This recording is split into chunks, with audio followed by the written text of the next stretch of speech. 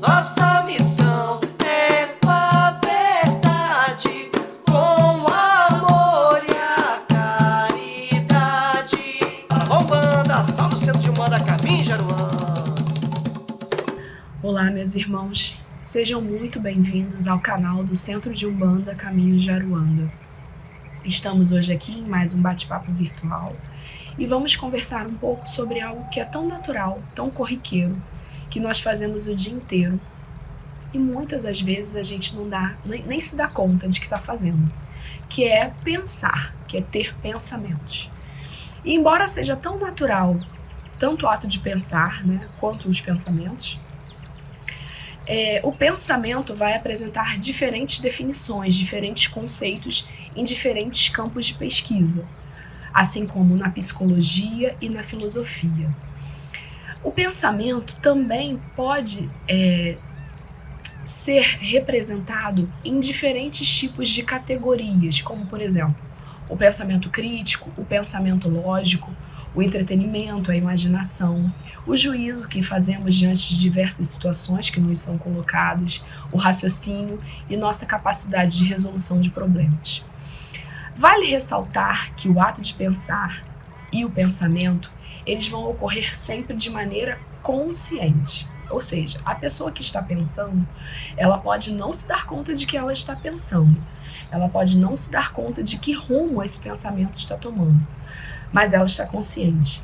E a partir do momento que ela desejar, ela pode interromper esse pensamento e migrar para um outro pensamento, a partir ou não de um estímulo externo, ou de um estímulo sensorial, ou de uma lembrança, que também é um tipo de pensamento.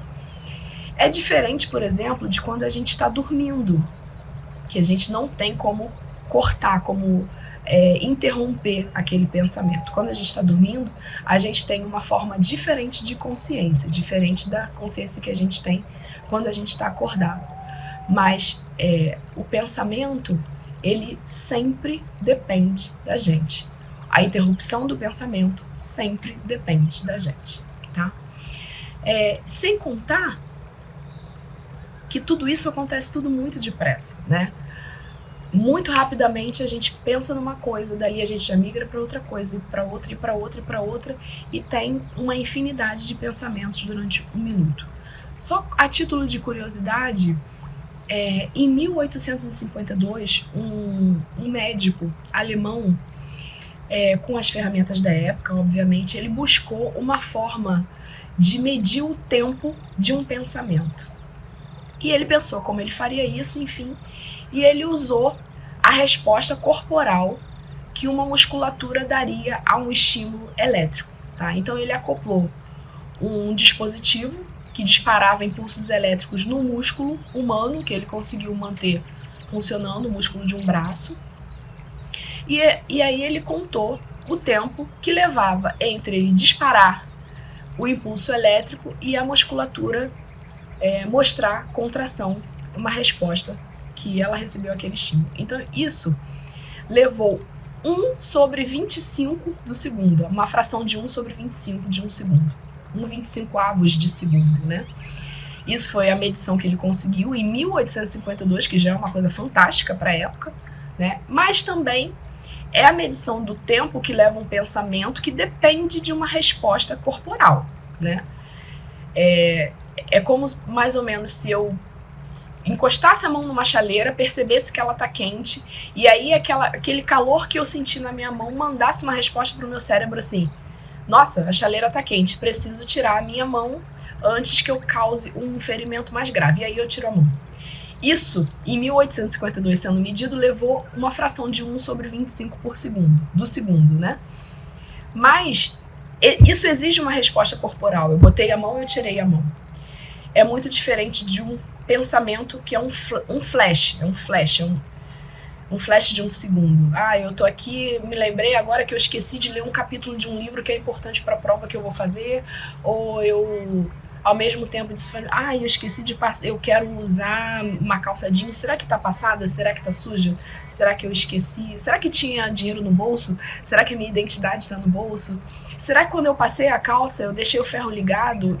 Então isso são frações de segundo muito mais rápidos e que a gente não consegue medir, mesmo com as ferramentas de hoje, né?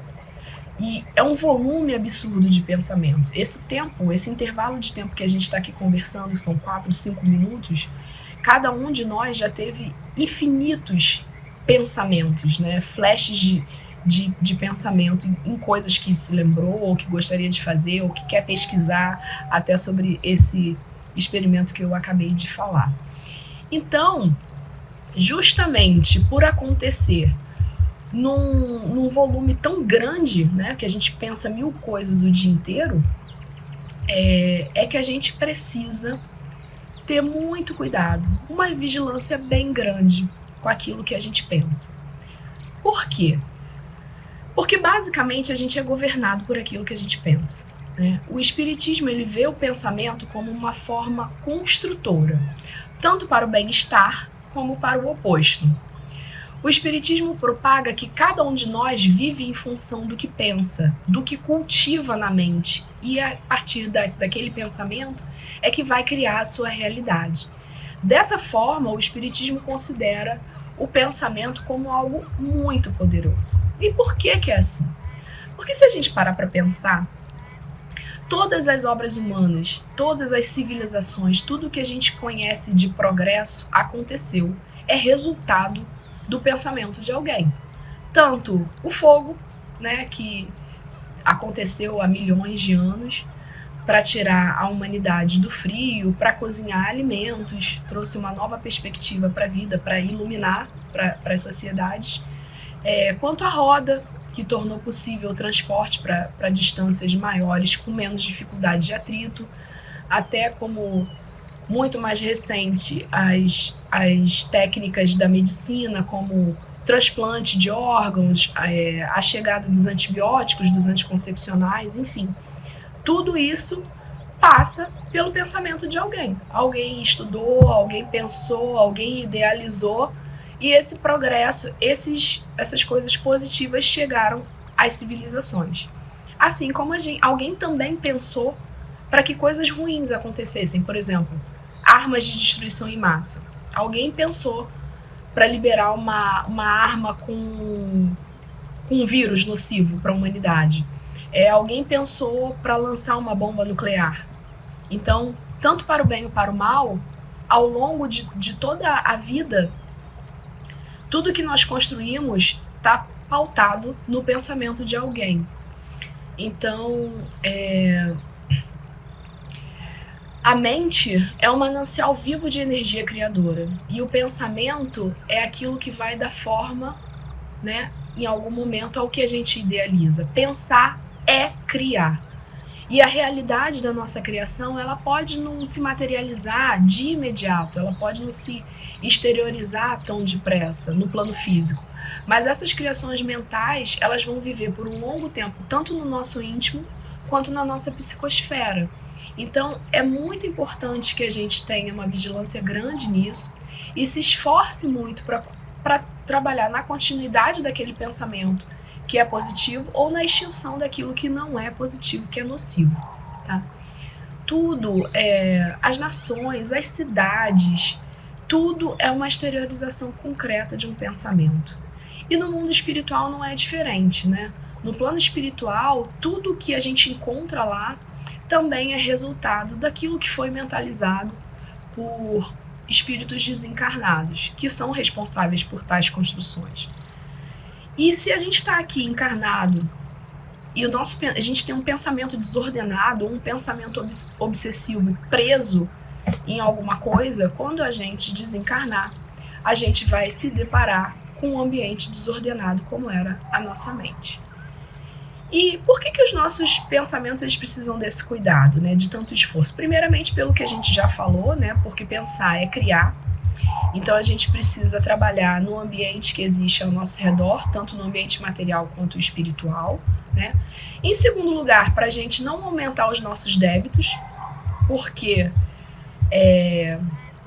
o pensamento ele é uma criação, às vezes não exteriorizada no mundo material, mas no espiritual já aconteceu, né?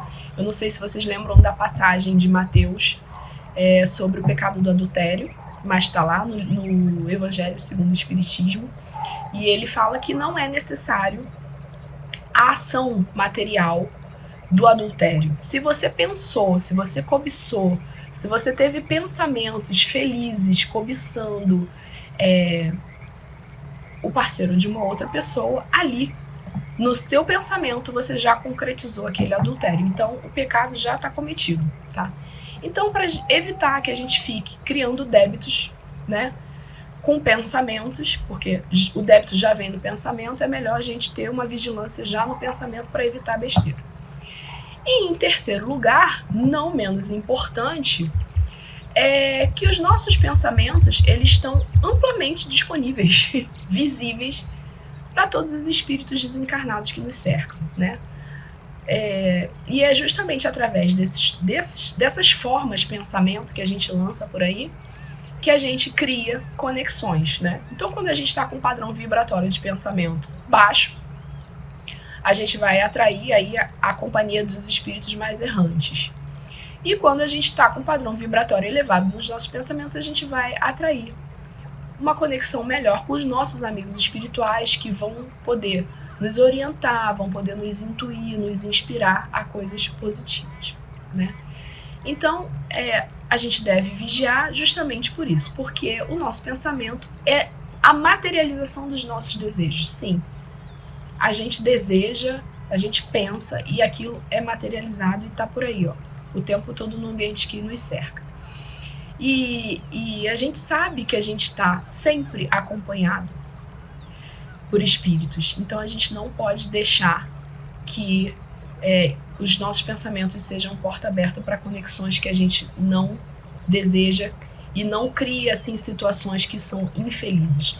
E é por isso que a prece vai aparecer aí como um instrumento tão necessário, tão importante. Porque no momento que a gente está em prece, a gente está com o nosso pensamento, a nossa mente totalmente vigilante lá, 100%. Nosso pensamento é sempre o melhor, buscando as conexões espirituais mais positivas. A prece é um ótimo exercício para a gente ter um encadeamento, uma purificação, uma limpeza no nosso pensamento. É um momento de reflexão, de aprendizado, da gente guardar lá no fundo todos os exemplos que foram deixados por nosso Senhor Jesus Cristo. Então, eu convido a todos. Sei que não é fácil, né? Não é fácil, principalmente no volume de coisas que são lançadas na nossa tela mental. Às vezes não é nem pela gente mesmo, né? Às vezes a gente atrai um pensamento que alguém joga aqui e fica aqui na nossa mente. Mas eu convido a todos a fazer uma vigilânciazinha um pouco maior, sabe? No pensamento. Não imaginar assim, eu não fiz, tá tudo bem. Não. Se você pensou, já começou confuso. A nossa reforma íntima, a nossa reforma moral, tudo aquilo que a gente exterioriza, primeiro passa pela nossa mente. Então a gente precisa dessa reformulação mental, dessa melhoria na nossa forma de pensar, para que o que sai possa sair coerente e de forma adequada com aquilo que a gente pensou. O de fora tem que estar ajustado com o de dentro, senão não vai fazer sentido para ninguém. Então, eu espero que vocês possam pensar um pouco mais sobre o que pensam. Espero que tenham gostado desse vídeo, que possa ter sido útil, que vocês possam curtir o nosso canal e sempre acompanhar as nossas notícias, tá bom? Até mais!